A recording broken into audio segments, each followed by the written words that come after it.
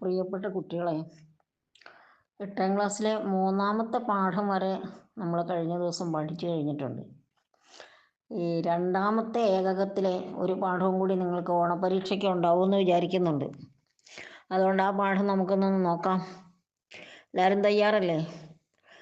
മിക്കവാറും പേരും 4ാമത്തെ പാഠം, അതായത് 2ാമത്തെ ഏകകത്തിലെ ആനന്ദകം എന്നുള്ള ഏകകത്തിലെ പാഠങ്ങൾ ടീച്ചർ പഠിപ്പിച്ചിട്ടുണ്ടോ എന്ന് നോക്കുന്നുണ്ടായിരിക്കാം. പതുക്കെ മതിയല്ലോ എന്ന് വിചാരിച്ചിട്ടാണ്. അപ്പം നമുക്ക് നോക്കാം. ഈ ആനന്ദകം, ആനന്ദത്തെ ചെയ്യുന്നത് എന്നാണ്, ആനന്ദം ഉണ്ടാക്കുന്നത് എന്നാണ്. നമുക്കൊന്ന് നോക്കാം അതിൻ്റെ ആമുഖം. ആലങ്കാരികൈഹി കാവ്യാനാം പ്രയോജനത്വേന ആനന്ദപ്രാപ്തി കഥ്യതേ. ആലങ്കാരികന്മാരാൽ കാവ്യാനാം പ്രയോജനത്വേന, കാവ്യങ്ങളുടെ പ്രയോജനമായിട്ട് ആനന്ദപ്രാപ്തി കഥ്യതേ, ആനന്ദപ്രാപ്തി എന്ന് പറയുന്നുണ്ട്. അതായത് കാവ്യങ്ങളുടെ കലകൾ കൊണ്ടുള്ള പ്രയോജനം, പ്രത്യേകിച്ചും കാവ്യം കൊണ്ടുള്ള പ്രയോജനം എന്താണെന്ന് ചോദിച്ചാൽ അത് ആനന്ദപ്രാപ്തിയാണെന്ന് പറയുന്നു. മിക്കവാറും അങ്ങനെ തന്നെയാണ്. പിന്നെ വേറെയുണ്ട്, കാവ്യം യശസ്സേ അർത്ഥകൃതേ എന്നൊക്കെ പറയുന്നുണ്ട്. കാവ്യം കീർത്തിക്ക് വേണ്ടി കാവ്യം എഴുതുന്നവരുണ്ട്, അർത്ഥകൃതേ ധനത്തിന് വേണ്ടി കാവ്യം എഴുതുന്നവരുണ്ട്, ശിവേതരക്ഷതയെ അമംഗളകരമായ കാര്യങ്ങൾ ഇല്ലാതെയാക്കാൻ വേണ്ടിയിട്ട്, അതായത് ദോഷമുള്ള കാര്യങ്ങൾ ദോഷ നിവാരണത്തിനായിട്ട് കാവ്യം എഴുതുന്നവരുണ്ട്. നമ്മുടെ മേൽപ്പത്തൂർ നാരായണ ഭട്ടതിരിയൊക്കെ അങ്ങനെ കാവ്യം എഴുതിയിട്ടുള്ള ആളാണ്. നാരായണീയമൊക്കെ രചിച്ചത് വാതരോഗത്തിൽ നിന്ന് മോചനം നേടാം. അപ്പോൾ അങ്ങനെ പിന്നെയുണ്ട് കാവ്യം യശസ്സേ അർത്ഥകൃതേ ശിവേതരക്ഷതയെ സദ്യ പരനിർവൃതയെ, പരനിർവൃതിക്ക് വേണ്ടിയിട്ട്, അതായത് ആനന്ദം, അതാണ് ആനന്ദം. പിന്നെ വ്യവഹാരവിദേശി കാന്താസംഹിതയാ ഉപദേശയുജെ, അതായത് ലോകവ്യവഹാരത്തെക്കുറിച്ച് അറിയാനും കാന്തയെ പോലെ, പ്രിയപ്പെട്ടവളെ പോലെ ഉപദേശം തരാനും എല്ലാം കാവ്യത്തിന് കഴിയുമെന്ന് പറഞ്ഞിട്ടുണ്ട്. അതിൽ നമുക്ക് ആനന്ദത്തെക്കുറിച്ച് മാത്രം ചിന്തിച്ചാൽ മതി. ആനന്ദം നൽകുന്നവയാണ് കലകൾ, ശരിയാണ്. ഒരു നാടകം കണ്ടാൽ നമുക്ക് ആനന്ദം ഉണ്ടാകും, സിനിമ കണ്ടാൽ ആനന്ദം ഉണ്ടാകും, മറ്റേതെങ്കിലും കലാരൂപമൊക്കെ കണ്ടാലും നമുക്ക് അതിൽ നിന്ന് ആത്യന്തികമായിട്ട് നമുക്ക് ലഭിക്കുന്ന അനുഭവം എന്ന് പറയുന്നത് ആനന്ദമാണ്. അസ്മിൻ ഏകകേ, ഈ ഏകകത്തിൽ കാവ്യകലാദീനാമേവ പ്രസ്തുതി ക്രിയതേ, കാവ്യകലാദികളെക്കുറിച്ച്, കാവ്യങ്ങളെക്കുറിച്ചും കലകളെക്കുറിച്ചുമുള്ള പ്രസ്തുതിയാണ്, വിവരണമാണ് ചെയ്യുന്നത്. അതഃ, അതുകൊണ്ട് അസ്യ ഏകകസ്യ നാമ, ഈ ഏകകത്തിൻ്റെ പേര് ആനന്ദകം ഇതി ഭവതി. ആനന്ദകം എന്നാണ്. ആനന്ദകം എന്ന് പറഞ്ഞാൽ ആനന്ദിപ്പിക്കുന്നത്. ഏകകേസ്മിൻ, അസ്മിൻ ഏകകേ, ഈ ഏകകത്തിൽ കലാവിഷയക പ്രതിപാദകാഹ, കലാവിഷയത്തെക്കുറിച്ച് പ്രതിപാദിക്കുന്നതായിട്ടുള്ള ത്രയഃ പാഠാഹ സന്ധി, 3 പാഠങ്ങളാണുള്ളത്. പാഠാഹ എന്നുള്ള പുല്ലിംഗമായതുകൊണ്ട് ത്രയഃ എന്നുള്ള പുല്ലിംഗം ചേർത്തു. നപുംസകലിംഗത്തിലാണെങ്കിൽ 3D, സ്ത്രീലിംഗത്തിലാണെങ്കിൽ തിസ്രഹ. ഇതൊക്കെ ഈ കൂട്ടത്തിൽ കൂടെ നിങ്ങൾ മനസ്സിലാക്കി പോകണം. ഗോത്രകലാപ്രതിപാദകമായ ഒരു ഗോത്രകലയെക്കുറിച്ച് പ്രതിപാദിക്കുന്ന ഗദ്ദികാനാമ യാത്രാവിവരണം, ഗദ്ദിക എന്ന പേരുള്ള ഒരു യാത്രാവിവരണവും ദൂതപ്രവൃത്തി പ്രതിപാദക, ഒരു ദൂതന്റെ പ്രവർത്തനം ഏതു തരത്തിൽ വേണമെന്ന് പ്രതിപാദിക്കുന്ന ധീരോ ദൂതഃ നാമ നാടകാംശ, ധീരനായ ദൂതൻ എന്നുള്ള ഒരു നാടകത്തിൻ്റെ ഭാഗം. കിരാതപ്രബന്ധാദുദ്ധൃത അർജുനസ്യ പാശുപതപ്രാപ്തി പ്രതിപാദക സവ്യസാചി നാമക കാവ്യഭാഗശ്ച.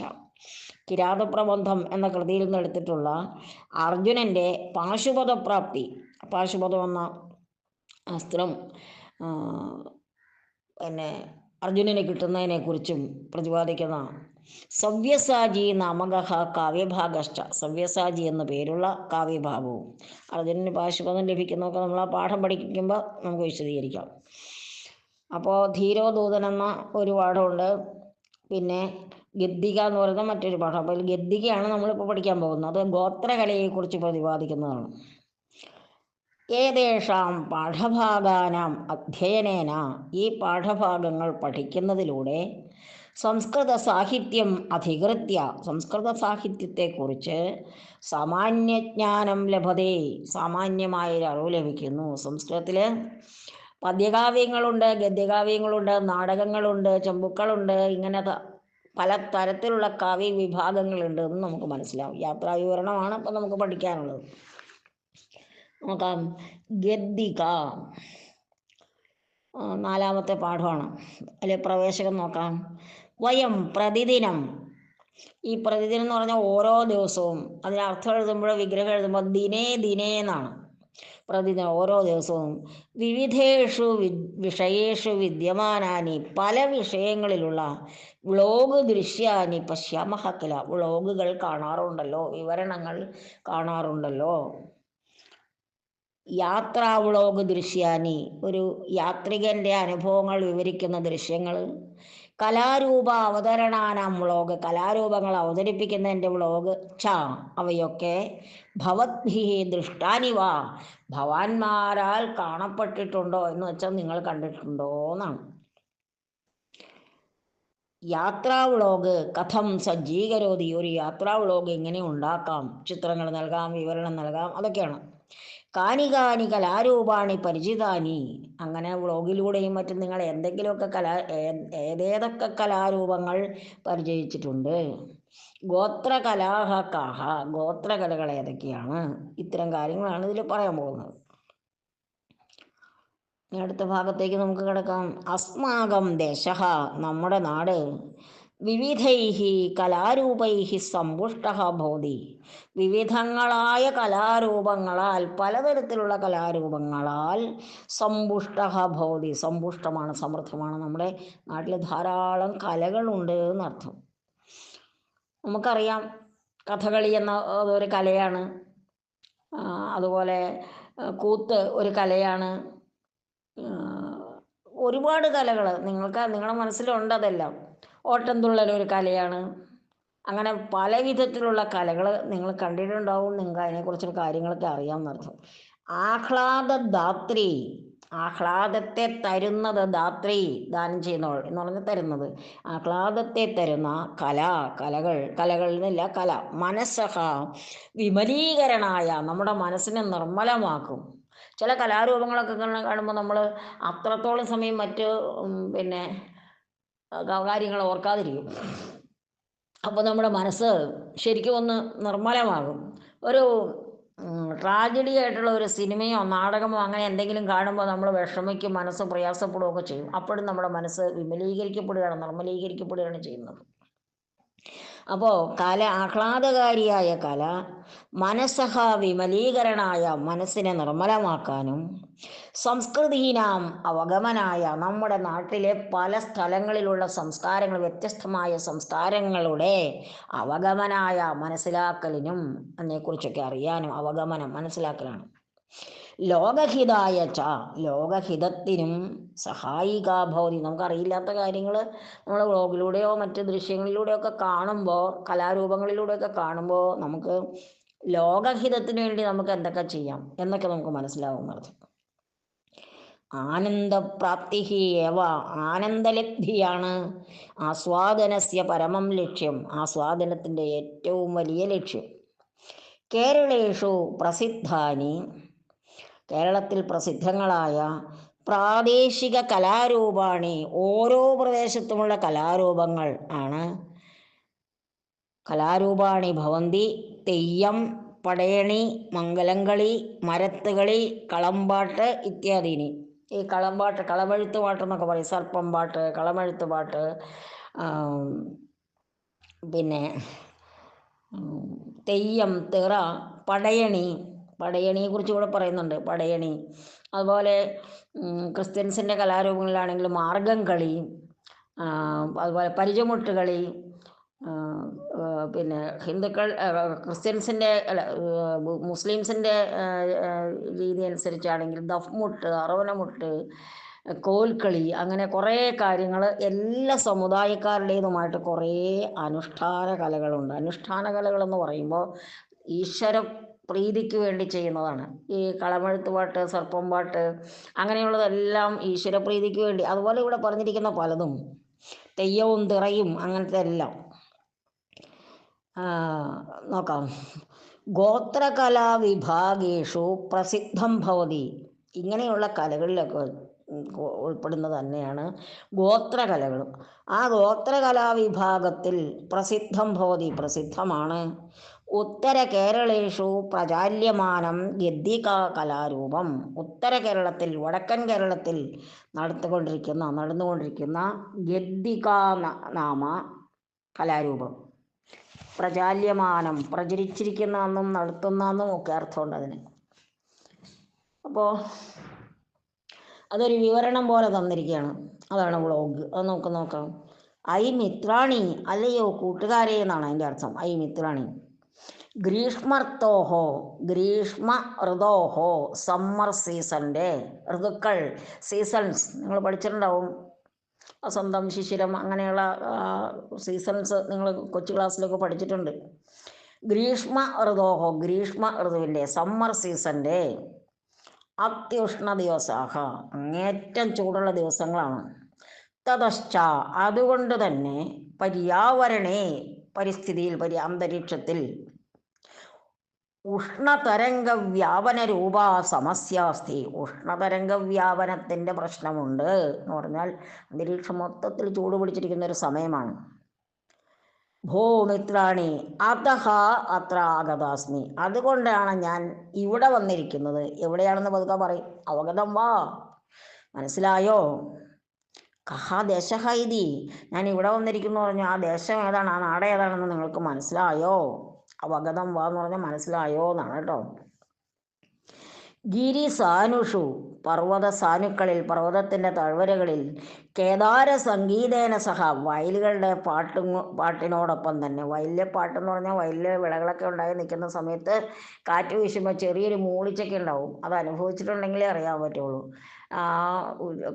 ഇലകളുടെയും വൃക്ഷശിഖരങ്ങളുടെയും അനക്കം കൊണ്ടുണ്ടാകുന്ന ആ കാറ്റ്. വയലുകളും അടുത്തുണ്ടെങ്കിൽ ആ വയലിൽ വിളഞ്ഞു നിൽക്കുന്ന, നെല്ലൊക്കെ ആണെങ്കിൽ വിളഞ്ഞു നിൽക്കുന്ന ഒന്ന് ചായും. അപ്പോൾ അത് ആടുകയൊക്കെ ചെയ്യുമ്പോൾ ചെറിയൊരു ശബ്ദമുണ്ട്. ആ ചെറിയ ശബ്ദം കുറേ എണ്ണത്തിൻ്റെ ചെറിയ ശബ്ദമാകുമ്പോൾ നല്ല ഒന്നന്തരം ഒരു പാട്ട് പോലെയാവും. അതാണ് കേദാര സംഗീതേന, വയലിൻ്റെ പാട്ട്. അപ്പോൾ ഗിരിസാനുഷു കേദാര സംഗീതേന സഹ, പർവ്വതത്തിൻ്റെ താഴ്വാരങ്ങളിൽ കേദാര സംഗീതത്തോടൊപ്പം പരിലസതി, പരിലസിക്കുകയാണ്, മനോഹരമായിട്ട് നിൽക്കുകയാണ്. അയം ദേശ, ഈ നാട്. വിശാല സുന്ദര, വിശാലവും സുന്ദരവും, ഹരിതാംശുകധാരീച്ച, ഹരിതം എന്ന് പറഞ്ഞാൽ പച്ച നിറമുള്ള, അംശുകം വസ്ത്രം, ഹരിതാംശുകധാരി, പച്ചപ്പട്ടെടുത്തതുപോലെയുള്ളതുമായ ഉള്ളതും ആണ് ഈ നാട്. ഖഗകൂജനൈഹി, ഖഗങ്ങൾ എന്ന് പറഞ്ഞാൽ പക്ഷികൾ എന്നാണ്. ഖഗകൂജനൈഹി, പക്ഷികളുടെ ശബ്ദം, കളകളാരവം, കൂജനം, കൂവൽ. കുയിൽ കൂവുന്നതാണല്ലോ നമ്മൾ സാധാരണ, അതാണ് കൂജനം.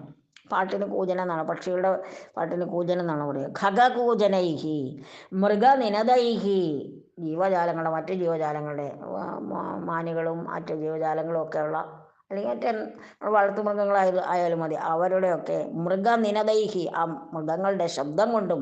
നിനദഹ ശബ്ദഹ, സ്വനം എന്നൊക്കെ പറഞ്ഞാൽ ശബ്ദം എന്നർത്ഥമാണ്. ശീതസമീരണൈശ്ച, തണുത്ത കാറ്റിനാലും. ശീതം, തണുത്തത്. സമീരണ, കാറ്റ്. വാതഹ വായു, അനിലഹ പവനഹ എന്നൊക്കെ പറയുന്ന പര്യാപദങ്ങളുണ്ട് അതിന്. സമീരണൈശ്ച, ശീതസമീരണൈശ്ച, തണുത്ത കാറ്റിനാലും. നിതരാം ആകർഷക ഭവതി, അങ്ങേറ്റം ആകർഷകമാണ്. ആര്? അയം ദേശ. കഹ ദേശ ഇതി അവഗതം വാന്ന് മുമ്പ് ചോദിച്ചു. ഇപ്പോൾ ഇങ്ങനെയൊക്കെയുള്ള നാടാണ്. അതായത് പർവ്വതത്തിൻ്റെ താഴ്വരകളുണ്ട്, അവിടെ കേദാരങ്ങളുടെ, വയലുകളുടെ സംഗീതമുണ്ട്. പിന്നെ വിശാല സുന്ദരമാണതെല്ലാം, പച്ചപ്പട്ടുടുത്തതുപോലെ, പച്ചവസ്ത്രം ധരിച്ചതുപോലെയാണ് ആ പ്രദേശം. പക്ഷികളുടെ കളകളാരവമുണ്ട്, മൃഗങ്ങളുടെ ശബ്ദമുണ്ട്, തണുത്ത കാറ്റുണ്ട്. ഇങ്ങനെ നിതരാം ആകർഷകമാണ് ഈ പ്രദേശം നടത്തുന്നത്. യൂയം ജാനീഥകില, നിങ്ങൾക്കറിയാമോ, നിങ്ങളറിയുന്നുവോ? വയനാട് ദേശ, ഞാൻ ഇത്ര നേരം പറഞ്ഞത് വയനാട് എന്ന സ്ഥലത്തെക്കുറിച്ചാണ്. ദേശേസ്മിൻ, അസ്മിൻ ദേശേ, ഈ ദേശത്ത്, നൈകേ, നൈകേ എന്ന് പറഞ്ഞാൽ നൈക, അധികം, അനേകേ എന്നുള്ളതിന് പകരം പദമാണ് നൈകേ. അനേകേ ഗോത്രവിഭാഗാഹ സന്തി, ഗോത്രവിഭാഗങ്ങളുണ്ട്. അതായത് മലമ്പ്രദേശങ്ങളിലും മറ്റും താമസിക്കുന്നവരാണ് ഗോത്രവർഗ്ഗക്കാരെന്ന് നിങ്ങൾക്കറിയാമല്ലോ. അതിൽ തന്നെ ഒരുപാട് വിഭാഗങ്ങളുണ്ട് എന്നർത്ഥം. നോക്കാം, അടുത്ത പേജിലേക്ക് നോക്കാം. അധുന അടിയ സമുദായസ്യ, ഈ ഗോത്രവർഗങ്ങളിൽ തന്നെ പെട്ട അടിയാർ എന്ന് പറയുന്നൊരു സമുദായമുണ്ട്. അവരുടെ ഗദ്ദിക കലാരൂപസ്യ പരിചായനം കരോമി, ഗദ്ദിക എന്ന കലാരൂപത്തെ ഞാൻ പരിചയപ്പെടുത്താം. പരിചായനം കരോമി, ഞാൻ പരിചയപ്പെടുത്തുന്നു. അസ്യ അനുഷ്ഠാന കലാരൂപസ്യ പ്രയോഗേണ, ഈ അനുഷ്ഠാന കലാരൂപത്തിൻ്റെ പ്രയോഗം കൊണ്ട് രോഗശമനം, രോഗങ്ങളില്ലാതെയാകും. അനർത്ഥ നിവാരണം ച സാധ്യം ഇത് തേഷാം വിശ്വാസ, അനർത്ഥങ്ങൾ അതായത് ആപത്തുകളെയൊക്കെ തടയാനും പറ്റും. അതാണ് അനർത്ഥ നിവാരണം ച സാധ്യം, അനർത്ഥ നിവാരണവും സാധിക്കാം, നേടാം. ഇത് തേഷാം വിശ്വാസ എന്നാണ് അവരുടെ ആ ഗോത്ര കലാവിഭാഗക്കാരുടെ. ഈ തെയ്യവും തിറയും അതുപോലെ കളമെഴുത്തും പാട്ട്, സർപ്പം പാട്ട് മുതലായിട്ടുള്ള പടയണി മുതലായ എല്ലാ തരത്തിലുള്ള കലാരൂപങ്ങളും, ചിലതൊക്കെ ആനന്ദത്തിന് വേണ്ടി മാത്രമുള്ളതുണ്ട്. പക്ഷെ ഞാൻ ഇപ്പോൾ ഈ പറഞ്ഞ എല്ലാ കലാരൂപങ്ങളും ഇതുപോലെയുള്ള ചില ദേവതാപ്രീതിക്ക് വേണ്ടി ചെയ്യുന്നതാണ്. അതായത് രോഗശമനത്തിനോ അല്ലെങ്കിൽ അനർത്ഥങ്ങളില്ലാതെയാക്കാനോ അങ്ങനെയൊക്കെയുള്ള കാര്യങ്ങളാണ്. അതൊക്കെ നിങ്ങൾ കുറച്ചുകൂടിയൊക്കെ ഡീപ്പായിട്ട് പഠിക്കാൻ വേണ്ടി നെറ്റിൽ നിന്നൊക്കെ എടുത്ത് നിങ്ങൾക്ക് വായിക്കാവുന്നതാണ്. ഒരു പാഠം പഠിപ്പിക്കുമ്പോൾ ഫുള്ളായിട്ട് അതിനെക്കുറിച്ച് മാത്രം പറയാൻ പറ്റില്ല. നമ്മൾക്കിപ്പോൾ ഗദ്ദികയെക്കുറിച്ചാണ് കൂടുതലും അറിയേണ്ടത്. അപ്പം ഗദ്ദിക പോലെ രോഗശമനത്തിനും അനർത്ഥ നിവാരണത്തിനുമൊക്കെ നമ്മൾ ചെയ്തുകൊണ്ടിരിക്കുന്ന കലാരൂപങ്ങൾ ഓരോ സമുദായക്കാർക്കിടയിലും ഉണ്ട്. അതാണ് ഞാൻ മുമ്പ് പറഞ്ഞത്. ആ തുടക്കത്തിൽ തന്നെ കുറച്ച് കാര്യങ്ങൾ പറഞ്ഞിരുന്നല്ലോ. ഇനി പ്രിയ ബാന്ധവാഹ, അപ്പോൾ അവരോട് അവരുടെ കലാരൂപത്തെക്കുറിച്ച് ചോദിച്ചറിയാനായിട്ട് ചെന്നിരിക്കുകയാണ്. അപ്പോൾ ചോദിക്കുകയാണ്, പ്രിയ ബാന്ധവാഹ, ബന്ധുക്കളെ, സ്നേഹിതരെ എന്നൊക്കെ അർത്ഥം. അത്ര മയാസാഗമേഘ ഗദ്ദിക കലാകാരഃ അസ്തി, ഇവിടെ എന്നോടൊത്ത് ഒരു ഗദ്ദിക കലാകാരനാണ് കൂടെ ഉള്ളത് എന്നർത്ഥം. അവരോട് മൊത്തത്തിൽ സംസാരിക്കുകയാണ്. നമ്മളോടും കൂടിയാണ് കേട്ടോ സംസാരിക്കുന്നത്, പ്രിയ ബാന്ധവാഹ എന്ന് പറയുന്നത്.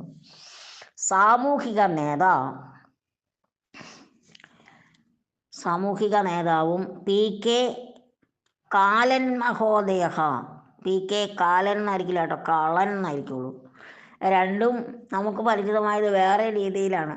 അപ്പോൾ നമുക്കത് പി കെ കാളൻ മഹോദയ, പി കെ കാളൻ എന്ന പേരുള്ള മഹാശയൻ ഗദ്ദിക കലാരൂപം സർവജനപ്രിയമകരോത്, ഈ ഗദ്ദിക എന്ന കലാരൂപത്തെ എല്ലാ ആൾക്കാർക്കും പ്രിയപ്പെട്ടതാക്കി. ഇതി വയം ജാനീമഹ, എന്ന് നമുക്കറിയാം. എന്നിട്ട് അദ്ദേഹത്തോട് ചോദിക്കുകയാണ്, ശ്രീമൻ കലാരൂപവിധം കഥം അവതാര്യതേ, ഈ കലാരൂപം എങ്ങനെയാണ് സ്റ്റേജ് ചെയ്യുന്നത്, അവതരിപ്പിക്കുന്നത്? അയാൾ മറുപടി പറയുന്നുണ്ട്, ലളിതൈഹി വർണ്ണമനോഹരൈഹി വേഷൈഹി, ലളിതവും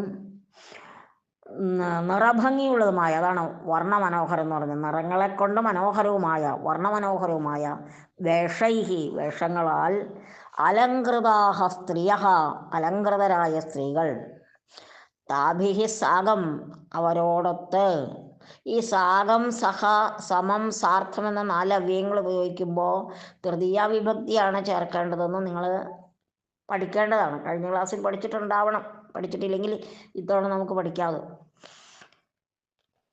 അതുകൊണ്ടാണ് താഭിഹി സാഗം, അവരോടൊത്ത്. അതായത് താഭിഹി എന്ന് പറഞ്ഞത് വർണ്ണമനോഹരങ്ങളായ വസ്ത്രങ്ങൾ ധരിച്ച സ്ത്രീകളോടൊത്ത്. സ്ത്രീവേഷധാരിണഃ പുരുഷാഃ ച അസ്മിൻ നൃത്തേ ഭാഗഭാജഃ ഭവന്തി, സ്ത്രീവേഷധാരികളായ പുരുഷന്മാരും അസ്മിൻ നൃത്തേ, ഈ നൃത്തത്തിൽ ഭാഗഭാജഃ ഭവന്തി, ഭാഗഭാക്കുകളാകുന്നു. ഈ നൃത്തം ചെയ്യുന്നവരിൽ സ്ത്രീവേഷം ധരിച്ച ആണുങ്ങളും ഉണ്ട് എന്നർത്ഥം. പ്രായേണ, മിക്കവാറും, പുരുഷാഹ, പുരുഷന്മാർ, വാദ്യോപകരണാനി ഉപയുജ്യ, വാദ്യോപകരണങ്ങൾ ഉപയോഗിച്ച്, ഗാനമാലബന്തി, 37ാമത്തെ പേജിലെ ചിത്രത്തിൽ അവിടെ ഗാനമാലപിക്കുന്ന, കുഴലൂതുന്നതും പിന്നെ ഉടുക്ക് കൊട്ടുന്നതുമായിട്ടുള്ള ചിത്രം നമ്മൾക്ക് കാണാൻ പറ്റുന്നുണ്ട്. നോക്കാം, നമുക്ക് ബാക്കി നോക്കാം. ഗാനം ആലബന്തി കീദൃശാനി ഗാനാനി അസ്മിൻ സന്നിവേശിതാനി. ഇനി എങ്ങനെയുള്ള ഗാനങ്ങളാണ് ഇതിൽ സന്നിവേശിപ്പിച്ചിരിക്കുന്നത്, ഈ കലാരൂപത്തിൻ്റെ കൂടെ യോജിപ്പിച്ചിരിക്കുന്നത്, അതിൽ ചേർത്തിരിക്കുന്നത് എന്നാണ്. അപ്പോൾ ആ കലാകാരൻ ആരാണ്? നമ്മുടെ PK കാളൻ മഹോദയ. മലയാള കന്നഡ ഭാഷയോഹോ, മലയാളം കന്നഡ എന്ന് തുടങ്ങിയ ഭാഷകളുടെ മിശ്രരൂപയ, മിശ്രമായിട്ടുള്ള, അതായത് മലയാളവും കന്നഡയും കൂടി ചേർത്ത ഗോത്രഭാഷയ, അത് ചേർത്തിട്ട് മിശ്രിതമാക്കിയിട്ടുള്ള ഗോത്രഭാഷയിലൂടെ രചിതാനി ഗീതകാനി ഭവന്തി, രചിച്ച ഗീതകങ്ങളാണ് ഈ പാട്ടുകൾ. ചുവാനി, സിദ്ധപ്പൻ, മലക്കാരി ഇത്യാദി ദേവതാനാം സ്തുതിപരാണ്യേവതാനി. ഈ ഗീതകങ്ങൾ ചുവാനി, സിദ്ധപ്പൻ, മലക്കാരി ഇത്യാദി എന്ന് തുടങ്ങിയ ദേവതാനാം സ്തുതിപരാണിയേവ, ദേവതകളെ സ്തുതിച്ചുകൊണ്ടുള്ളത് തന്നെയാണ് ആ പാട്ടുകൾ. ശ്രീമൻ അസ്മിൻ കലാരൂപേ കാനി കാനി വാദ്യോപകരണാനി ഉപയുജ്യന്തി. ഏതേതൊക്കെ വാദ്യോപകരണങ്ങളാണ് സാധാരണ ഉപയോഗിക്കുന്നത്? അപ്പോൾ അതിൻ്റെ മറുപടിയായിട്ട് സുഷിരവാദ്യാനി സന്ധി, സുഷിരവാദ്യങ്ങൾ, കുഴലൂതുന്നുണ്ടല്ലോ, അതൊരു സുഷിരവാദ്യമാണ്. പ്രധാനതയാ തുടിഹി ചീനീച്ച, പ്രത്തുടി, കടുന്തുടി, അതാണ് ആ കൊട്ടിക്കൊണ്ടിരിക്കുന്നത്, കടുന്തുടി. തുടിഹി ചീനീച്ച, ചീനി എന്ന് പറയുന്നത് ആ നാട്ടിലുള്ള ഒരു വാദ്യോപകരണമായിരിക്കണം. ഇവിടെ ഒരു കുടം പോലെ ഒന്ന് ഇരിപ്പുണ്ട്, അതായിരിക്കണം എന്ന് തോന്നുന്നു ചീനി. കേട്ടിട്ടില്ല അതിനെക്കുറിച്ച്. ഗദ്ദിക കലാരൂപസ്യ ദ്വൗ ഭേദൗ സ്തഃ. ഇനി ഗദ്ദിക എന്ന ഈ കലാരൂപത്തിന് 2 വ്യത്യസ്ത രീതിയുണ്ട്. അതാണ് ദ്വൗ ഭേദൗ സ്തഃ എന്ന് പറഞ്ഞാൽ 2 വ്യത്യസ്ത രീതിയുണ്ട്. നാട്ടുഗദ്ദിക, പൂജാഗദ്ദിക ചേതി. നാട്ടുഗദ്ദികയെന്നും പൂജാഗദ്ദിക ചേതി, ച അധികവിധി. നാട്ടുഗദ്ദികയെന്നും പൂജാഗദ്ദികയെന്നും പേരിൽ 2 വിഭാഗം ഗദ്ദികയുണ്ട്. 2 തരത്തിലുണ്ട് ഗദ്ദിക എന്നർത്ഥം. നാട്ടുഗദ്ദികായാഹ ലക്ഷ്യം താവത്. നാട്ടുഗദ്ദികയുടെ ലക്ഷ്യം എന്താണെന്ന് വെച്ചാൽ ദേശക്ഷേമഹായവ, നാടിൻ്റെ ക്ഷേമമാണ്, നാടിൻ്റെ ഐശ്വര്യത്തിന് വേണ്ടിയിട്ടാണത്. പൂജാഗദ്ദികയാകട്ടെ സ്വസമുദായക്ഷേമാർത്ഥം ച, സ്വന്തം സമുദായത്തിൻ്റെ ക്ഷേമത്തിന് വേണ്ടിയിട്ടുമാണ്. അപ്പോൾ ഇത് വിശദീകരിച്ചെന്ന ആളോട് ധന്യവാദ മഹോദയ, താങ്ക്സ് പറഞ്ഞു. കേരളീയ സർവകാര, കേരള സർക്കാർ പ്രതിവർഷം, ഓരോ വർഷവും, വർഷേന്നാണ്, ദ്വിവാരം 2 തവണ ഗദ്ദികോത്സവം ആയോജയതി, ഗദ്ദികോത്സവം സംഘടിപ്പിക്കുന്നു. ഭോ സുഹൃദഃ ഗദ്ദികോത്സവം കഥമിതി പശ്യാമഹ. ഗദ്ദികോത്സവം എങ്ങനെയാണെന്ന് നമുക്ക് കാണാം. ഈ ചിത്രത്തിലൂടെ കണ്ടോളാനാണ് കേട്ടോ പറഞ്ഞത്. ചിത്രം നോക്കുക, കാണുക. അപ്പോൾ അതിൽ വാദ്യോപകരണങ്ങൾ പുരുഷന്മാർ വായിക്കുന്നതും സ്ത്രീകൾ നൃത്തം ചെയ്യുന്നതും നമുക്ക് കാണാം. അപ്പം ഗദ്ദികയെക്കുറിച്ച് നിങ്ങൾക്കൊരു ധാരണ കിട്ടിയിട്ടുണ്ടാവും. അപ്പോൾ നമുക്ക് നോക്കാം. ഇനി അതിൽ പദച്ഛേദമാണ്. തതശ്ച, തതഃ അധികം ച, സമീരണൈശ്ച, സമീരണൈഹി അധികം ച. അവിടെ 2ഇടത്തും ഷ എന്ന വർണ്ണം വിസർഗമായി മാറിയിരിക്കുകയാണ്. നൈകാഹ ന ഏകാഹ. അഹം അത്ര ആഗതാസ്മി, അഹമധികം അത്രാധികം ആഗതാധികം അസ്മി. ഇനി വിഗ്രഹവാക്യങ്ങളിലേക്ക് നോക്കാം. ഗിരിസാനുഷു, ഗിരേഹേ സാനുഹു, ഗിരിസാനുഹു. ഗിരിയുടെ സാനുവാണ്. ഗിരി എന്ന് പറഞ്ഞാൽ പർവ്വതം എന്നാണ് അർത്ഥം. ആ പർവ്വതത്തിൻ്റെ സാനു, താഴ്വര, ഗിരിസാനു, പർവ്വത താഴ്വര. പിന്നെ തേഷു എന്ന സപ്തമി ബഹുവചനം കൂടി ആവുമ്പോഴാണ് ഗിരിസാനുഷു. ഇനി ഹരിതാംശുകധാരി, ഹരിതമായ അംശുകം ധരിച്ച. ഹരിതം അംശുകം ഹരിതാംശുകം, പച്ചയായ വസ്ത്രം. തത് ധരതിയഹ, അത് ധരിക്കുന്നത് ആരാണോ സഹ ഹരിതാംശുകധാരി, അയാളാണ് ഹരിതാംശുകധാരി. വർണ്ണമനോഹരൈഹി, വർണ്ണൈഹി മനോഹരം, വർണ്ണമനോഹരം, നിറങ്ങൾ കൊണ്ട് മനോഹരമായതാണ് വർണ്ണമനോഹരം. അതിൻ്റെ വർണ്ണമനോഹരൈഹി എന്ന് കിട്ടണം, നമുക്ക് തൈഹി എന്നും കൂടെ ചേർക്കണം. അങ്ങനെ 3 വിഗ്രഹവാക്യങ്ങളാണ് ഇതിലുള്ളത്. പിന്നെ നിങ്ങൾ ചെയ്യേണ്ടത് ഭവദ്ഭിഹി കൃതാം ഏകാം യാത്രാമധികൃത്യ ദൈനികീം രചയതു. നിങ്ങൾ ചെയ്ത ഒരു യാത്രയെക്കുറിച്ച് ഡയറി എഴുതുക എന്ന് പറഞ്ഞിരിക്കുന്നു. അത് തികച്ചും വ്യക്തിപരമായിട്ട് എഴുതേണ്ട കാര്യമാണ്. അതിൽ ഒരു യാത്രാവിവരണം ഞാൻ എഴുതി തന്നതുകൊണ്ട് കാര്യമില്ല. ഉദാഹരണത്തിന് വേണമെങ്കിൽ നിങ്ങൾക്ക് എന്തെങ്കിലും എഴുതി തരണമെങ്കിൽ തരാമെന്നുള്ളതേ ഉള്ളൂ. എഴുതി അയക്കണമെങ്കിൽ അയക്കാവുന്നതേ ഉള്ളൂ. ഓരോരുത്തരും ഇവിടെ കൊടുത്തിരിക്കുന്ന വർണ്ണനകളും ഒക്കെ കുറേശ്ശെ മനസ്സിലാക്കിയിട്ട് അതൊക്കെ ചേർത്തൊരു യാത്രാവിവരണം തയ്യാറാക്കണം. സ്കൂളിൽ നിന്നൊക്കെ സാധാരണ പഠനയാത്രയൊക്കെ പോകാറുണ്ടല്ലോ.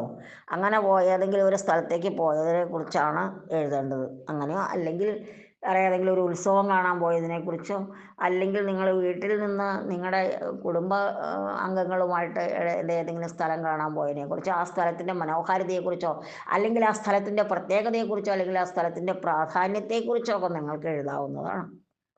അത് നിങ്ങൾ തനിയെ ചെയ്യേണ്ട ഒരു പ്രവർത്തനം തന്നെയാണ്. പിന്നെ പട്ടികാം പൂരയതു, അവിടെ ഉത്തമ പുരുഷൻ എന്ന ഇത് പരിചയപ്പെടാനുള്ളതാണ്. അതായത് ഫസ്റ്റ് പേഴ്സൺ ഞാനും ഞങ്ങളും, അങ്ങനെ അതാണ് ഞാൻ ഞങ്ങളുടെ അർത്ഥം വരുന്നതാണ്. ഇവിടെ ഉത്തമ പുരുഷൻ്റെ ഏകവചന, ദ്വിവചന, ബഹുവചന രൂപങ്ങൾ ഉപയോഗിക്കുന്നത് എങ്ങനെയാണെന്ന് കൊടുത്തിരിക്കുകയാണ്. അഹം ലിഖാമി, ഞാൻ എഴുതുന്നു. ആവാം ലിഖാവഹ, ഞാനും നീയും, അല്ലെങ്കിൽ ഞാനും മറ്റൊരാളും. ലിഖാവഹ, അവിടെ നമ്മുടെ ക്രിയാപദത്തിന് മാറ്റം വന്നു, ലിഖാവഹ എന്നായി. ഇനി നമ്മളെല്ലാവരും എഴുതുന്നു എന്നാണെങ്കിൽ വയം ലിഖാമഹ. അതുപോലെയുള്ള മറ്റൊരു പഠുധാതു വെച്ചോണ്ട് അഹം പഠാമി, ആവാം പഠാവഹ, വയം പഠാമഹ. അതുപോലെ ഭൂധാതുവിൻ്റെ അഹം ഭവാമി, ആവാം ഭവാവഹ, വയം ഭവാമഹ. അതുപോലെ നമുക്ക് നോക്കാം, അഹം ഗച്ഛാമി, ആവാം ഗച്ഛാവഹ, വയം ഗച്ഛാമഹ. അതുപോലെ തന്നെ കുറച്ച് കാര്യങ്ങൾ നിങ്ങൾക്ക് എഴുതി നോക്കാം. ഇത് കുറച്ചെണ്ണം ഞാൻ എഴുതി നിങ്ങൾക്ക് നോട്ടായിട്ട് തരുന്നതാണ്. ഇനി നിങ്ങളിതുവരെ പഠിച്ചിട്ടില്ലാത്ത ഒരു പ്രവർത്തനമുണ്ട്. ഡയറക്റ്റ് സ്പീച്ച് ഇൻഡയറക്റ്റ് സ്പീച്ച് ആക്കാനായിട്ട് നിങ്ങൾ ഇംഗ്ലീഷിലൊക്കെ പഠിച്ചിട്ടുണ്ടല്ലോ, അതാണ് ഇവിടെ ഇനി നിങ്ങൾക്ക് പഠിക്കാനുള്ളത്. ഇത്രയും കാലമൊന്നും ഇങ്ങനെ സംസ്കൃതത്തിൽ ഡയറക്റ്റ് സ്പീച്ച് ഇൻഡയറക്റ്റ് സ്പീച്ച് ആക്കാനൊന്നും ചോദിച്ചിരുന്നില്ല. ഇത്തവണ പരീക്ഷയുടെ ചോദ്യക്കടലാസിന് വളരെയേറെ വ്യത്യാസമുണ്ട്. പഴയ ചോദ്യക്കടലാസ് ഒന്നും എടുത്ത് നോക്കിയിട്ട് കാര്യമില്ല. പുതിയ രീതിയിലാണ് പഠിക്കേണ്ടത്. നോക്കാം. ഉദാഹരണം, ദിയ ഇതഹ ദൂരം ഗച്ഛതു. ദിയ എന്ന് പറഞ്ഞൊരു പെൺകുട്ടി പറയണം, ഇവിടുന്ന് ദൂരെ പോകൂ, ഇവിടുന്ന് മാറിപ്പോകൂ. അപ്പോൾ അത് ഡയറക്റ്റ് സ്പീച്ചാണ്. അതിൻ്റെ ഇൻഡയറക്റ്റ് സ്പീച്ച് കൊടുത്തിട്ടുണ്ട്. ഇതഹ ദൂരം ഗച്ഛതു ഇതി ദിയ അവദത്. ഇവിടെ നിന്ന് ദൂരേക്ക് പോകൂ എന്ന് ദിയ പറഞ്ഞു. അപ്പം ഗച്ഛതു എന്നുള്ളത് ഓർഡറായിരുന്നു, ആജ്ഞയായിരുന്നു. ഇവിടെ നമ്മൾ ഭൂതകാലമായിട്ടാണ്, പറഞ്ഞു എന്നാണ്.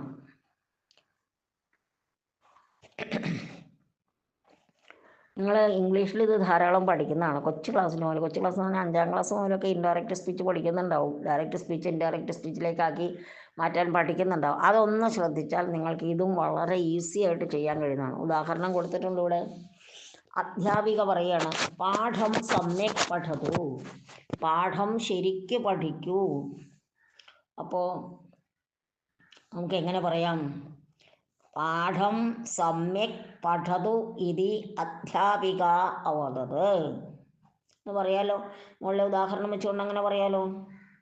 പിന്നെ മറ്റൊരു സെൻറ്റൻസ്, പിതാ പുത്രി ശീഘ്രം ആഗച്ഛതു. അപ്പോൾ എങ്ങനെ എഴുതണം? ശീഘ്രം ആഗച്ഛതു ഇതി പിതാ അവദത്. പിതാ പുത്രിയും പ്രതി അവതതെന്ന് വേണം. അച്ഛൻ മകളോട് പറഞ്ഞു. അങ്ങനെ വേണമെങ്കിൽ ചേർത്തില്ലെങ്കിലും കുഴപ്പമില്ല. ഇനി മറ്റൊരു ഉദാഹരണം. ഹേമ ഭവാൻ കുത്ര ഗച്ഛതി. അപ്പം അതെങ്ങനെയാണ് മാറ്റിയിരിക്കുന്നത് നോക്കൂ. ഭവാൻ കുത്ര ഗച്ഛതി ഇതി ഹേമ അപൃച്ഛത്. താങ്കൾ എവിടെ പോവുകയാണ് എന്ന് ഹേമ ചോദിച്ചു. അപ്പോൾ നമുക്ക് ആ ചോദിച്ചു എന്നുള്ളതിനുള്ള വാക്ക് അവിടെ കൊടുത്തിട്ടൊന്നുമില്ല, ഗച്ഛതി എന്നാണ് ക്രിയാപദം കൊടുത്തേക്കുന്നത്. അപ്പോൾ നിങ്ങൾ എവിടെ പോകുന്നു എന്ന് ഹേമ ചോദിച്ചു എന്ന് പറയണമെങ്കിൽ നമുക്ക് ഈ അപൃച്ഛത് എന്നുള്ള ക്രിയാപദം കൂടെ വരണം. പൃച്ഛതി പൃച്ഛതഃ പൃച്ഛന്തി, ചോദിക്കുന്നു. അപൃച്ഛത് അപൃച്ഛതാം അപൃച്ഛൻ, അതതിൻ്റെ പാസ്റ്റ് ടെൻസ്, അതായത് ലങ്ങിലെ രൂപമാണ്. നിങ്ങൾ ലങ് പഠിക്കുന്നുണ്ടെന്നാണ് എനിക്ക് തോന്നുന്നത്. ഇല്ലെങ്കിൽ നമുക്ക് ഈ 8ാം ക്ലാസ്സിൽ വെച്ച് ലങ്ങും ലട്ടും ലോട്ടും ഒക്കെ തിരിച്ചറിയാനായിട്ട് പഠിച്ചേ പറ്റുള്ളൂ. മുകളിൽ പഠതു ആഗച്ഛതു ഇങ്ങനെയൊക്കെ പറഞ്ഞിരിക്കുന്നത്, ഗച്ഛതു പഠതു ആഗച്ഛതു എന്നൊക്കെ കൊടുത്തിരിക്കുന്ന ക്രിയാപദങ്ങൾ ഓർഡർ ആൻഡ് കമാൻഡ് എന്ന് പറഞ്ഞ് നിങ്ങൾ ഇംഗ്ലീഷ് പഠിക്കുന്ന ആ കാലമാണ്. അതായത് ആ പ്രകാരമാണ്, പ്രകാരം എന്നാണ് എന്ന് പറയുക. അതായത് ആജ്ഞയാണ്. ഇതഹ ദൂരം ഗച്ഛതു, ഇവിടുന്ന് ദൂരെ പോകൂ. പാഠം സമ്യക് പഠതു, പാഠം ശരിക്കു പഠിക്കൂ. ശീഘ്രം ആഗച്ഛതു, വേഗം വരൂ.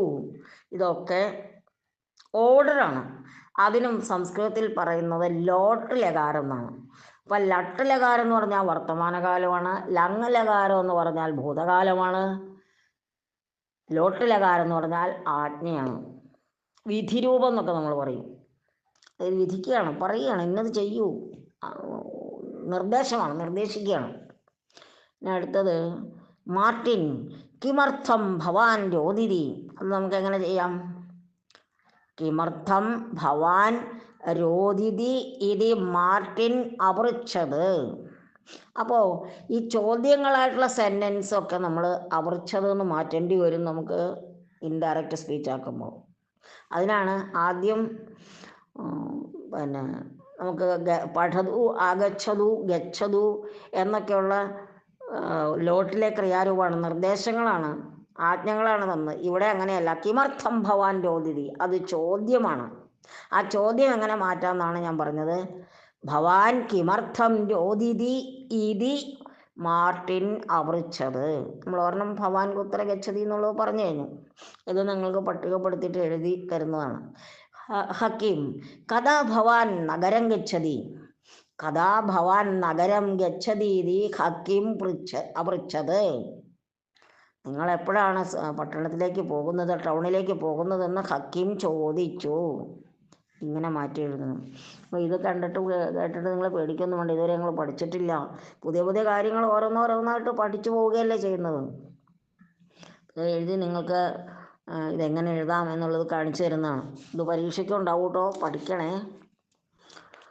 ഇനി തദ്ദേശീയ കലാരൂപാണാം നാമാവലിം നിർമ്മാതു. അവരവരുടെ ദേശത്തുള്ള ഇതുപോലുള്ള അനുഷ്ഠാന കലകളെക്കുറിച്ചും അല്ലാത്ത കലകളെക്കുറിച്ചും പേര് എഴുതി ഉണ്ടാക്കുക, കലകളുടെ പേരുകൾ എഴുതി ഉണ്ടാക്കുക. അതിനെന്തൊക്കെ വേണം? തദ്ദേശീയ കലാരൂപാണാം അവബോധ, തദ്ദേശീയ കലാരൂപങ്ങളുടെ അവബോധം, പിന്നെ നിരീക്ഷണ പാഠവും അതൊക്കെ ശ്രദ്ധിക്കാനുള്ള കഴിവ്, കാരണം അത് പട്ടികപ്പെടുത്താനുള്ള കഴിവ്. ഇനി പാഠഭാഗം പഠിത്വ ഗദ്ദികാമധികൃത്യ ലഘു ടിപ്പണിയും ലിഖതു. ഗദ്ദികയെക്കുറിച്ച് ഒരു ചെറിയ പാരഗ്രാഫ് എഴുതാൻ. അത് ഗദ്ദിക ഗോത്രകലയാണെന്നും അതിലെ വർണ്ണമനോഹരമായ വസ്ത്രങ്ങൾ ധരിച്ച് പെണ്ണുങ്ങൾ നൃത്തം ചെയ്യുന്നു, ആണുങ്ങൾ വാദ്യോപകരണങ്ങൾ ഉപയോഗിക്കുന്നു, ഇത് സമുദായപ്രീതിക്ക് വേണ്ടിയും ദേവപ്രീതിക്ക് വേണ്ടിയും ഒക്കെ ചെയ്യുന്നതാണെന്ന് എഴുതാം. ഇത് ഉത്തര കേരളത്തിലാണ് നടക്കുന്നതെന്ന് എഴുതാം. അങ്ങനെ 5 സെൻറ്റൻസ് എഴുതാൻ ഒരു പ്രയാസമില്ല. അറിയില്ലാത്തവർക്ക് ഞാൻ എഴുതി അയച്ചു തരുന്നതായിരിക്കും. അടുത്ത പ്രവർത്തനം നമുക്ക് നോക്കാം. ഇനി സഹ, സമം, സാർത്ഥം, സാധം എന്ന അവ്യയപദങ്ങൾ 4 ഉപയോഗിക്കുമ്പോൾ അതിൻ്റെ കൂടെ വരുന്ന പദം തൃതീയ വിഭക്തിയിൽ വേണം. അതാണ് ഇനി നമുക്കിവിടെ ചെയ്യാനുള്ള പ്രവർത്തനം. ഉദാഹരണാനുസാരം വാക്യം പരിവർത്തയതു. ബാലകഃ ഡാഷ് സഹ ചിത്രാലയം ഗച്ഛതി. ബാലകൻ അവിടെ ചേർക്കേണ്ട വാക്ക് കൊടുത്തിട്ടുണ്ട്. പിതാമഹ മുത്തശ്ശൻ്റെ കൂടെ ചിത്രാലയം ഗച്ഛതി, ആർട്ട് ഗ്യാലറി കാണാൻ പോകുന്നു. അപ്പോൾ അതെങ്ങനെ മാറ്റി എഴുതണം? സഹ ചേരുമ്പോൾ വരുന്ന വ്യത്യാസം ഇവിടെ കൊടുത്തിട്ടുണ്ട്. ബാലകഃ പിതാമഹേന സാകം, ബാലകൻ മുത്തശ്ശനോടുകൂടെ ചിത്രാലയം ഗച്ഛതി, ചിത്രാലയം ആർട്ട് ഗാലറി കാണാൻ പോകുന്നു. പിന്നെ പുത്രഃ ഡാഷ് സഹ ക്രീഡാങ്കണേ ക്രീഡതി, ഇവിടെ മിത്രം കൊടുത്തിട്ടുണ്ട്, മിത്രത്തിൻ്റെ തൃതീയ വിഭക്തി ഉപയോഗിക്കണം. പുത്രഃ മിത്രേണ സഹ ക്രീഡാങ്കണേ ക്രീഡതി, മകൻ കൂട്ടുകാരൻ്റെ കൂടെ പ്ലേ ഗ്രൗണ്ടിൽ കളിക്കുന്നു. നീലിമ ഡാഷ് സമം നൃത്യതി, ബ്രാക്കറ്റിൽ രാധിക എന്ന് കൊടുത്തിരിക്കുന്നു. രാധിക സ്ത്രീലിംഗമാണ്. അപ്പോൾ സ്ത്രീലിംഗം ഉപയോഗിക്കുമ്പോൾ ശ്രദ്ധിക്കണം. നീലിമ രാധികയാ സമം നൃത്യതി, നീലിമ രാധികയോടുകൂടി നൃത്തം ചെയ്യുന്നു. ഇനി ജിഷ്ണുഹു ഡാഷ് സാകം ചലച്ചിത്രം പശ്യതി, ബ്രാക്കറ്റിൽ ജനകഃ എന്ന് കൊടുത്തിട്ടുണ്ട്. വിഷ്ണുഹു ജനകേന സാകം ചലച്ചിത്രം പശ്യതി, വിഷ്ണു അച്ഛൻ്റെ കൂടെ സിനിമ കാണുന്നു, ചലച്ചിത്രം. ഇനി അനുജഃ ഡാഷ് സാർത്ഥം, അവിടെ സഹ എന്ന അർത്ഥത്തിൽ ഉപയോഗിക്കുന്ന മറ്റു വാക്കുകളാണ് സമം, കൂടെ. സാകം എന്ന് പറഞ്ഞാലും കൂടെ എന്നാണ്. അടുത്തത് സാർത്ഥമാണ്. അനുജഃ ഡാഷ് സാർത്ഥം ഭോജനം കരോതി, അഗ്രജ സ്ത്രീലിംഗമാണ്. അപ്പം അനുജഃ അഗ്രജയാ സാർത്ഥം, അനുജൻ ചേച്ചിയോടുകൂടി, അഗ്രജ എന്ന് പറഞ്ഞാൽ മുന്നേ ജനിച്ചവൾ, ചേച്ചിയല്ലേ. അഗ്രജ എന്നാണെങ്കിൽ ജ്യേഷ്ഠൻ എന്നാണ്. അഗ്രജ ചേച്ചി. അഗ്രജയാ സാർത്ഥം ഭോജനം കരോതി, അനുജൻ ചേച്ചിയുടെ കൂടെ ഭക്ഷണം കഴിക്കുന്നു, ചേച്ചിയോടൊത്ത്. ഇനി സഹിതം എന്നുള്ള വാക്കിന് ഇതേ മീനിങ് തന്നെയാണ്. ക്രീഡ ബ്രാക്കറ്റിൽ കൊടുത്തിട്ടുണ്ട്. ക്രീഡയാ സഹിതം, കളിയോടൊപ്പം. പഠനമപി ആവശ്യകം, പഠനവും ആവശ്യകമാണ്. സഹ ഇത്യർത്ഥേ, കൂടെ എന്ന അർത്ഥത്തിൽ. സമം, സാർത്ഥം, സഹിതം, സാകം ച ഉപയുജ്യതേ, ഈ എല്ലാ പദങ്ങളും കൂടെ എന്നുള്ള അർത്ഥത്തിലാണ്. സമം എന്ന് പറഞ്ഞാൽ കൂടെ എന്നാണ്, സാർത്ഥം എന്ന് പറഞ്ഞാൽ കൂടെ എന്നാണ്, സഹിതം എന്ന് പറഞ്ഞാൽ കൂടെ എന്നാണ്, സാകം എന്ന് പറഞ്ഞാലും അതെ. നിങ്ങൾക്കൊക്കെ വളരെ സിമ്പിളായിട്ട് സെൻറ്റൻസ് എഴുതാനും പറയാനും കിട്ടും. അഹം മിത്രേണ സഹ വിദ്യാലയം ഗച്ഛാമി, ഞാൻ എൻ്റെ കൂട്ടുകാരൻ്റെ കൂടെ സ്കൂളിലേക്ക് പോകുന്നു. അഹം മാത്രാ സാകം മന്ദിരം ഗച്ഛാമി, ഞാൻ അമ്മയുടെ കൂടെ അമ്പലത്തിലേക്ക് പോകുന്നു. അഹം പിത്രാ സാർത്ഥം, ഞാൻ എൻ്റെ അച്ഛൻ്റെ കൂടെ ആവണം ഗച്ഛതി, മാർക്കറ്റിലേക്ക് പോകുന്നു. ഇതൊക്കെ നിങ്ങൾക്ക് എഴുതാവുന്നതാണ്. ഇത് ഇപ്പോൾ പൂരിപ്പിക്കാനൊക്കെ ഞാൻ എഴുതിയിട്ട് അയച്ചിട്ട് തരും നിങ്ങൾക്ക് എന്തായാലും. സകാരാന്തഃ നപുംസകലിംഗഃ മനസ്സ് ശബ്ദഃ, നിങ്ങൾ ഓരോ ക്ലാസ്സിലും 2-3 ശബ്ദങ്ങൾ വീതം പഠിക്കേണ്ടതാണ്. 5ാം ക്ലാസ്സിൽ അകാരാന്ത പുല്ലിംഗവും ആകാരാന്ത സ്ത്രീലിംഗവും അകാരാന്ത നപുംസകലിംഗവും പഠിക്കേണ്ടതാണ്. 6ാം ക്ലാസ് വരുമ്പോഴത്തേക്കും അസ്മത് ശബ്ദം, യുഷ്മത് ശബ്ദം, അഹം, ത്വം എന്നൊക്കെ പറഞ്ഞാൽ അതിൻ്റെ രൂപങ്ങൾ പഠിക്കേണ്ടതാണ്. പിന്നെ 7ാം ക്ലാസ്സിലാവുമ്പോഴത്തേക്കും നമുക്ക് ഇകാരാന്ത ശബ്ദങ്ങൾ പഠിക്കാനുണ്ട്.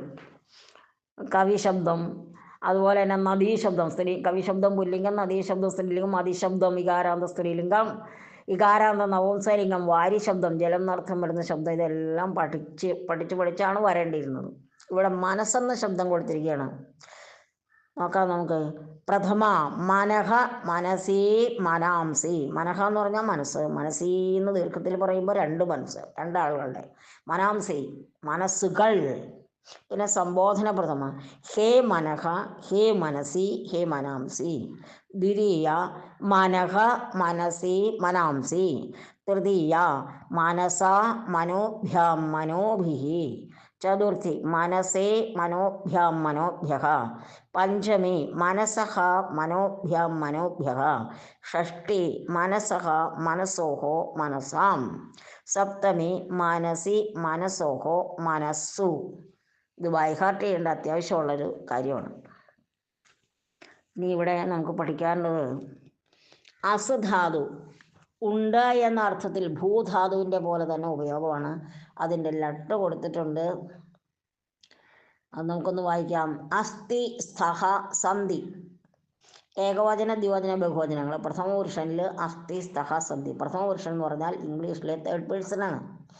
അടുത്തത് മധ്യമ പുരുഷ, അത് ഇംഗ്ലീഷിലെ 2nd പേഴ്സണാണ്. അസി, സ്ഥഹ, സ്ഥ.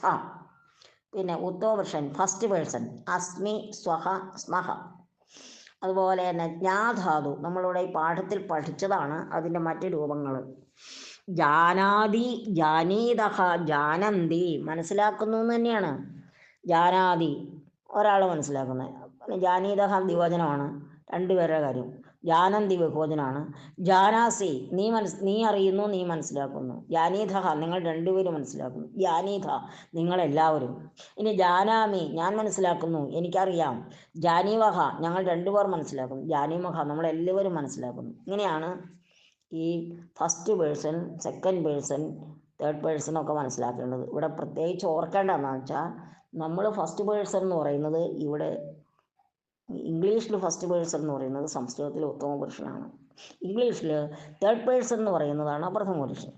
പിന്നെ മധ്യമ പുരുഷൻ നമ്മുടെ സെക്കൻഡ് പേഴ്സൺ തന്നെയാണ്. ഇനി പശ്യതി ദൃശ്യധാതുവിൽ നിന്ന് വരുന്ന ക്രിയാപദമാണ് പശ്യതി, കാണുന്നു. പശ്യതി, പശ്യതഃ, പശ്യന്തി, പശ്യസി, പശ്യഥഃ, പശ്യഥ, പശ്യാമി, പശ്യാവഹ, പശ്യാമഹ. ഛാത്രഃ പശ്യതി, ഛാത്രോ പശ്യതഃ, ഛാത്രാः പശ്യന്തി, ത്വം പശ്യസി, യുവാം പശ്യഥഃ, യൂയം പശ്യഥ, അഹം പശ്യാമി, ആവാം പശ്യാവഹ, വയം പശ്യാമഹ. അങ്ങനെയാണ് അത് ഉപയോഗിക്കുന്നത്. സഹ, സമം, സാർത്ഥം, സാകം ഇത്യാദീനാം പദാനാം യോഗേ തൃതീയാ വിഭക്തി. അതാണ് ഇവിടെ ഈ പാഠത്തിൽ പഠിക്കേണ്ട വ്യാകരണ വിശേഷം എന്ന് പറയുന്നത്. സഹ, സമം, സാർത്ഥം, സാകം, ഒരെണ്ണം കൂടെ ഉണ്ട് സഹിതം. അത് സാധാരണ പറയാറില്ലാത്തതാണ്, ഇവിടെ ഇപ്പോൾ പാഠത്തിൽ പറഞ്ഞിട്ടുണ്ട്. ഇത്യാദീനാം പദാനാം യോഗേ എന്നീ പദങ്ങൾ ചേരുമ്പോൾ തൃതീയ വിഭക്തി, അതിനോട് അടുത്ത് വരുന്ന പദം, അതിനോടൊപ്പം വരുന്ന പദം തൃതീയയിൽ ഉപയോഗിക്കണം. അതിനുള്ള നിയമമാണ് സഹയുക്തേ അപ്രധാനേ. സഹയുക്തേ അപ്രധാനേ എന്ന് വൈയാകരണനായ വ്യാകരണകർത്താവായ പാണിനി പറഞ്ഞു വെച്ചതാണ്. ആ സൂത്രപ്രകാരമാണ്, ആ നിയമപ്രകാരമാണ് ഇവിടെ സഹയുടെ കൂടെയും സമത്തിൻ്റെ കൂടെയും സാർത്ഥത്തിൻ്റെ കൂടെയും സാഗത്തിൻ്റെ കൂടെയും ഒക്കെ തൃതീയ വിഭക്തി ചേർക്കേണ്ടത്. ഇനി സാനുഹു ഇതിൻ്റെ പര്യായപദങ്ങളാണ് സ്നുഹു, പ്രസ്ഥഃ, പിന്നെ സാനുഹു. ഇനി സമീരണഃ സമീര, മാരുത, മരു, ജഗത്പ്രാണ സമീരണാഹ. സമീരൻ, മാരുതൻ, മരുത്ത്, ജഗത്പ്രാണഃ, സമീരണഃ, ഇത്രയും പദങ്ങളാണ്. 8ാം ക്ലാസ്സിലെ പാഠത്തിൻ്റെ പര്യായപദങ്ങൾ തന്ന കൂട്ടത്തിൽ അതൊക്കെ തന്നിട്ടുണ്ട്. ഇനി ഉഷ്ണഃ, നിദാഘഃ വേനൽക്കാലം എന്നർത്ഥം. ഉഷ്ണേവഗമ, ഉഷ്ണ, ഊഷ്മാഗമസ്തപഃ, ഇത്രയും പദങ്ങൾ കൊടുത്തിട്ടുണ്ട്. നമുക്കത് പദം തിരിച്ച് ഞാൻ നിങ്ങൾക്ക് എഴുതി തരുന്നതാണ്. ഇതിൽ നിന്ന് പഠിക്കേണ്ട ഒരു കാര്യം അവിടെ കൊടുത്തിട്ടുണ്ട്. ന കോപി ഉപഹസനീയ ഖലു, ആരെയും പരിഹസിക്കാൻ പാടില്ല. ഓരോ പാഠത്തിനും ഓരോ ലക്ഷ്യങ്ങളുണ്ട്, അതിൽ നമ്മൾ അറിഞ്ഞിരിക്കേണ്ട കാര്യമാണത്. അതിന് മുമ്പത്തെ പാഠത്തിൽ ഞാൻ നിങ്ങളോട് പറഞ്ഞോന്ന് എനിക്ക് ഓർമ്മയില്ല. അതിൽ നിന്ന് പഠിക്കേണ്ട കാര്യം എന്താണെന്ന്.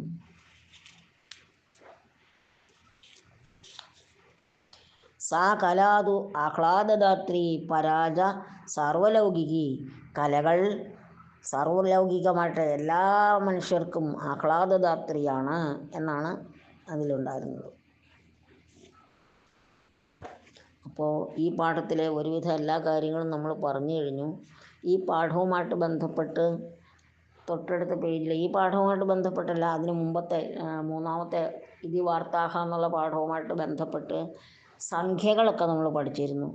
ഈ 42ാമത്തെ പേജിൽ സംഖ്യകൾ 1 മുതൽ 100 വരെ, അത് കഴിഞ്ഞ് 1000, ലക്ഷം വരെ കൊടുത്തിട്ടുണ്ട്. അത് നിങ്ങൾ വായിച്ച് ബൈഹാർട്ട് ചെയ്തിരിക്കണം നിങ്ങൾക്ക് എഴുതാനായിട്ട്. ഇപ്പോൾ നമ്മൾ 3ാമത്തെ പാഠമായിട്ട് ബന്ധപ്പെട്ട് പിന്നെ സംഖ്യകൾ എഴുതാനായിട്ട്, സംഖ്യകൾ അക്ഷരത്തിൽ എഴുതാനായിട്ടൊക്കെ എഴുതി തന്നിട്ടുണ്ട്. പക്ഷേ അതല്ലാത്ത ഒരു സംഖ്യ തന്നാൽ എഴുതണമെങ്കിൽ നമ്മൾ ഈ സംഖ്യകളൊക്കെ വായിച്ച് പഠിച്ചു വെച്ചിരിക്കണം. അങ്ങനെയൊക്കെ ചെയ്തിട്ട് പാഠം നന്നായി പഠിച്ച് പരീക്ഷയ്ക്ക് എഴുതാനായിട്ട് തയ്യാറാവണം. നമുക്കൊന്ന് അടുത്ത പാഠം ഉടനെ പഠിപ്പിക്കാം. ഇതെല്ലാം വൃത്തിയായിട്ട് പഠിച്ചു വയ്ക്കുക എല്ലാവരും. നന്നായി പഠിക്കുന്നവർക്ക് നല്ലോണം പരീക്ഷ എഴുതാൻ പറ്റും. യാതൊരു സംശയവും കൂടാതെ പരീക്ഷ എഴുതാൻ പറ്റും. അങ്ങനെ പരീക്ഷ എഴുതി ഫുൾ മാർക്ക് വാങ്ങിക്കുമ്പോഴുണ്ടാകുന്ന ആനന്ദം എന്ന് പറയുന്ന ഒരു പ്രത്യേക അഭിമാനമാണത്, നേട്ടമാണത്, മനസ്സിന് സന്തോഷവും തരുന്നതാണ്. എല്ലാവർക്കും നന്നായി പഠിച്ച് നല്ല മാർക്ക് വാങ്ങിച്ച് ക്ലാസ്സിൽ നല്ല സ്റ്റുഡൻറ്റ്, നല്ല വിദ്യാർത്ഥി, കൊള്ളാം, ഇനി ഇതുപോലെ തന്നെ പഠിക്കണം കേട്ടോ, മിടുക്കന്മാരാണ്, മിടുക്കികളാണ് എന്നൊക്കെയുള്ള അധ്യാപകരുടെ ആശംസാ വചനങ്ങളൊക്കെ കേട്ട് ഈ 10 പേര് നമ്മളെ ആശംസിക്കുമ്പോഴാണ് നമുക്ക് അനുഗ്രഹം കിട്ടുന്നത്. നമ്മളെ മറ്റുള്ളവർ അനുഗ്രഹിക്കുമ്പോൾ ഓരോ വാക്ക്, നല്ല കുട്ടിയാണ്, മിടുക്കനാണ്, നന്നായി വരും എന്നൊക്കെ ആളുകൾ പറയുമ്പോഴാണ് നമുക്ക് മിടുക്കും സാമർഥ്യവും ഈശ്വരൻ കൂടുതൽ തരുന്നു. അതൊക്കെ നേടാൻ എല്ലാവരുടെ ഭാഗത്തുനിന്ന് ശ്രമം ഉണ്ടാകണം. അപ്പോൾ ഈ അഭ്യാസ പ്രവർത്തനങ്ങളിൽ നിങ്ങൾക്കറിയില്ലാത്തതൊക്കെ ഞാൻ എഴുതി തരുന്നതാണ്.